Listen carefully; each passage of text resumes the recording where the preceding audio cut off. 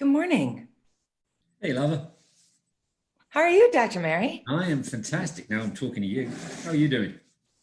Yes, Dr. Mary, your life only comes into full being when you and I are together. This is true. Mine too. Nothing's happening while you're gone. It was bleak until September the 11th, 2001. That's very true. We all know that's true. For me too, Dr. Mary. That's the day we met, just in case people are wondering why in the heck the Twin Towers collapsing would be how things didn't get bleak. The morning was bleak, the evening was fabulous. It's important to note that for people who don't know, since people don't live in our brains. For that. Yeah.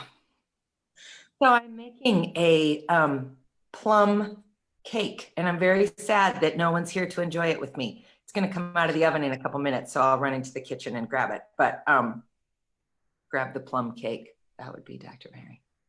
Steady. I was just wondering, how it's 8:30 in the morning. How you possibly have made a plum cake? And your live stream when the sun came up.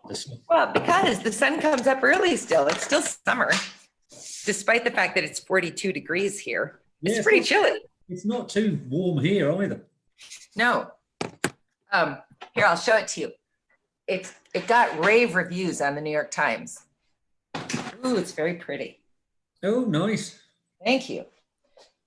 I actually made it now because my plums were ripe, and it says I could freeze it. So I'm actually going to freeze some of it for when you come next weekend. Nice. Yeah. Thank you. You're welcome. Let me just plug in. Okay, so let's get to our topic at hand, because I think this is a really interesting conversation. And the most important thing I think about don't know why the oven's beeping. I hope it's done. The most important thing I think about what we're trying to do is, of course, it's about addiction and overcoming addiction, but it's actually about living life, because so much of what trips up someone who moves from being, a casual drinker to a social drinker to a regular drinker to a alcoholic, if that's a trajectory, just loosely and broadly, that's the stuff that trips us up in life. It's just that so much of what trips us up, we talk about more freely than we talk about addiction.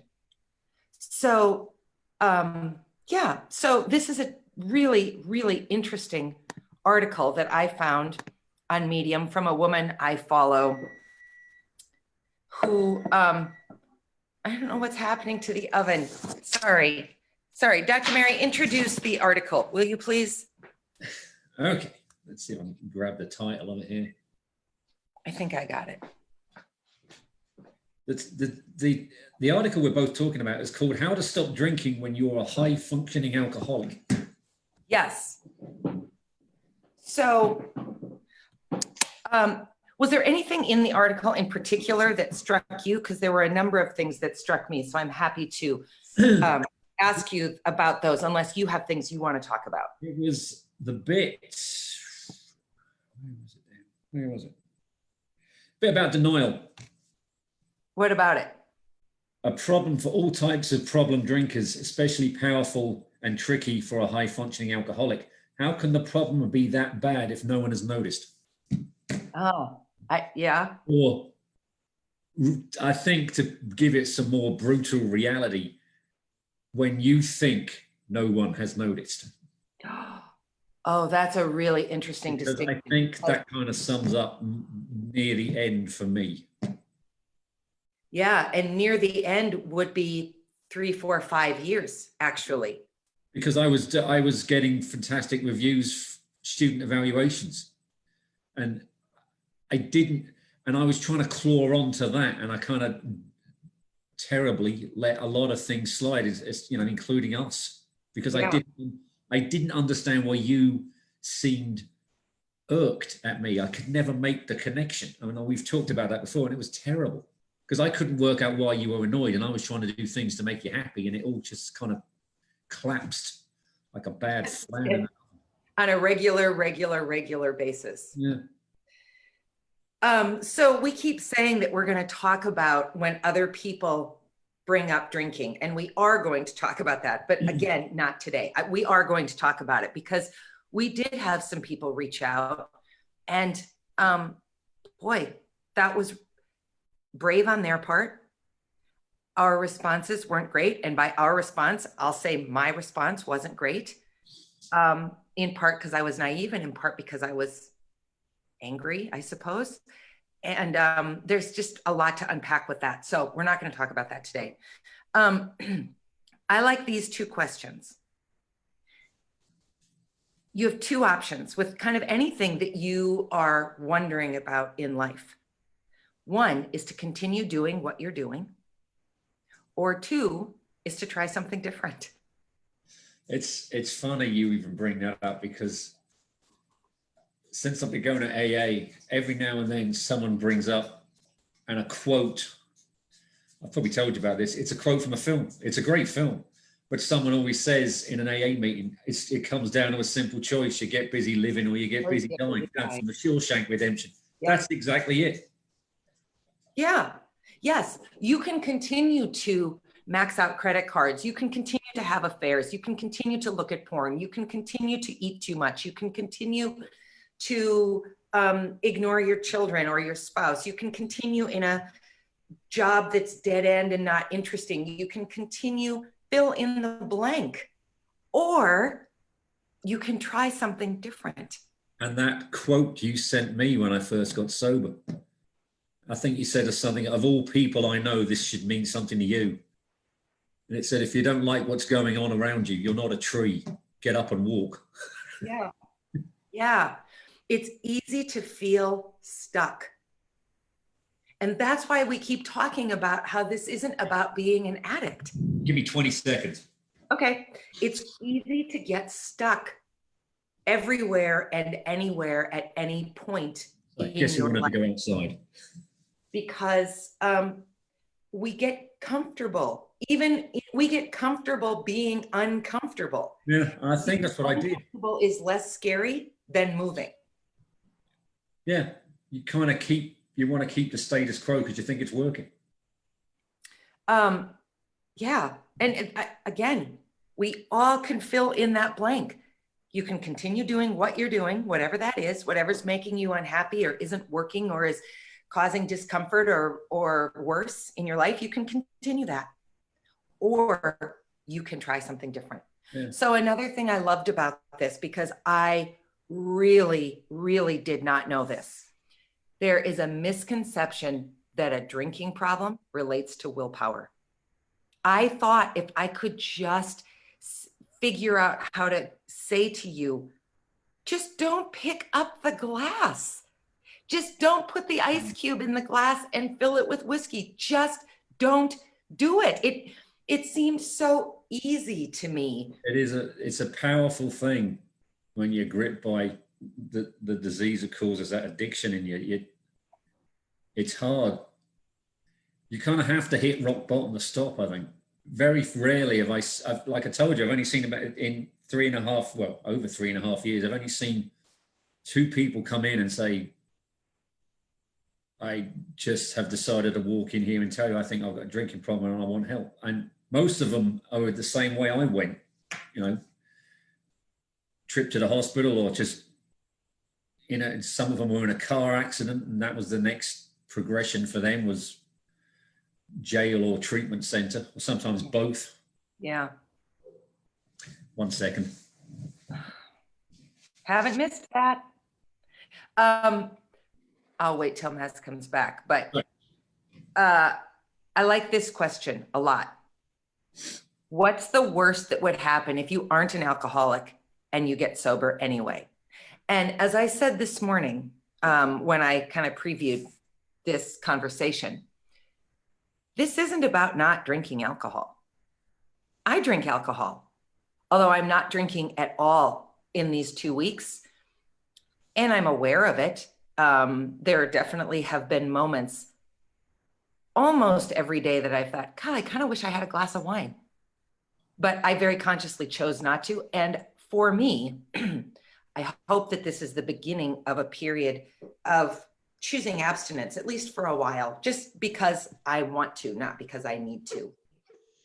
But what's the worst that happens? So if you're high functioning, if you have an inkling that something could be wrong with anything in your life, anything, marriage, job, children, eating, parents, relationships, credit cards, shopping, whatever.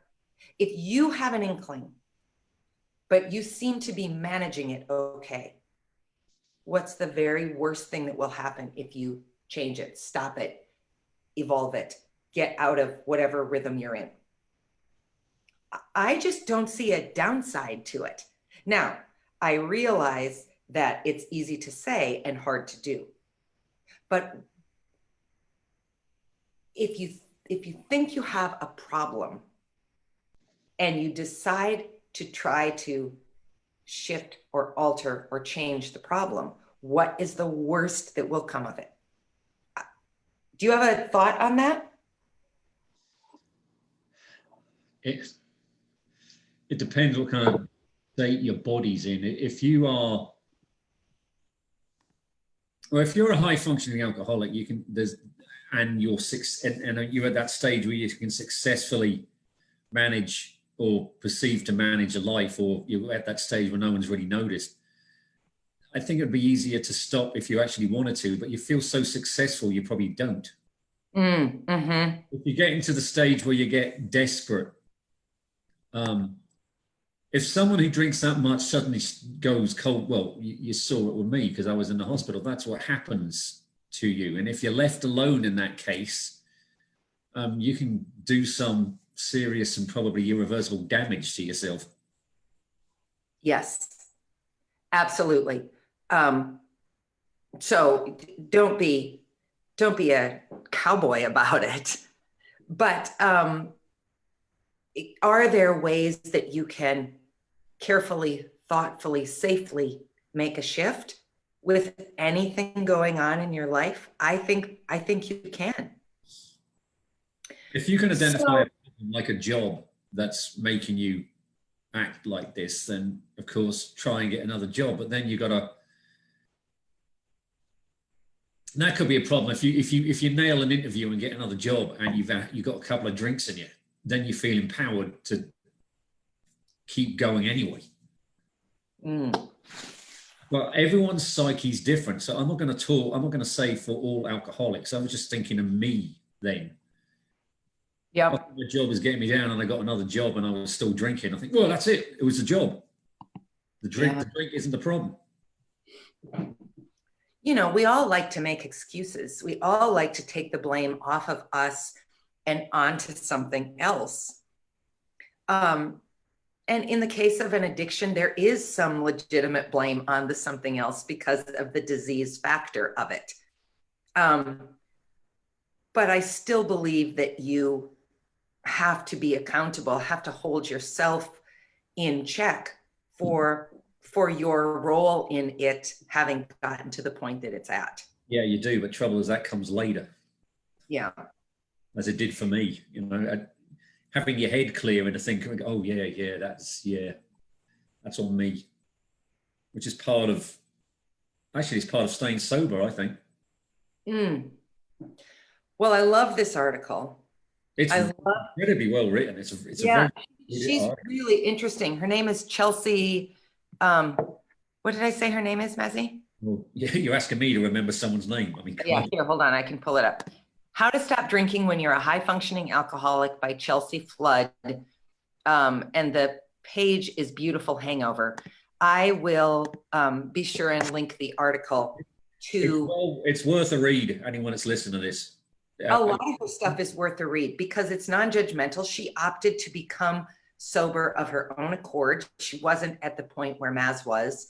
And so she did not need to go through the entire process. But her writing is really, really compelling. At least it is for me.